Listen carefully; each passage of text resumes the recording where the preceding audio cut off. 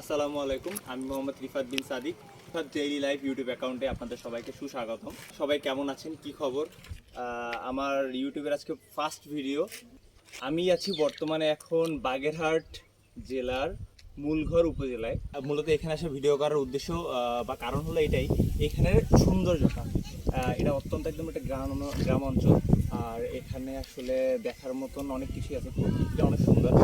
আর আমরা আছি বর্তমানে গ্রামের মধ্যে ব্রিজের উপর দাঁড়ানো। এই ব্রিজটা ছোট হলেও আশেপাশটা অনেক সুন্দর।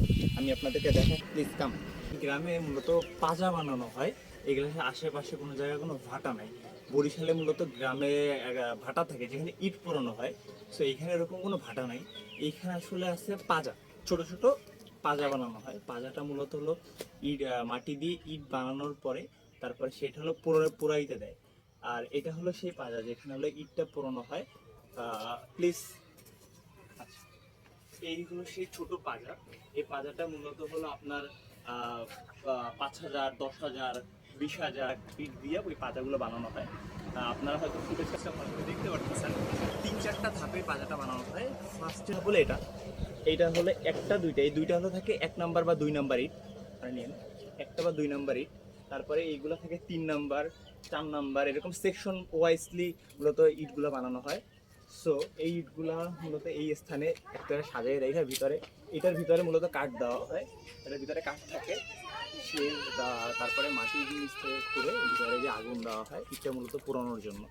সো আপনাদের এটা দেখানোর কারণ হলো আমরা যারা শহরে থাকি, আমরা তো মূলত এরকমের পাজাগুলো দেখতে পারি না। আমরা যদি গ্রামে কখনো যাই তাহলে আমরা দেখি ভাটা, হ্যাঁ, যেটা মূলত অনেক পরিমাণে ইট পোড়ানো হয়। 1 লাখ, 2 লাখ, 5 লাখ, 10 লাখ ইট পোড়ানো হয়। সো এটা হলো ছোট ছোট পাজা গ্রামে বানানো হয়, যেখান থেকে আসলে ইটটা পুরানোর পরে তারপর এটা সেল দেওয়া হয়।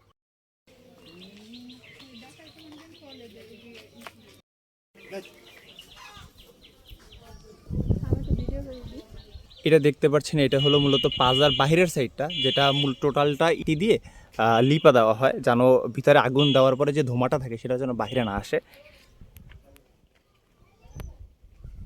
এটা হলো বাহিরের সাইড।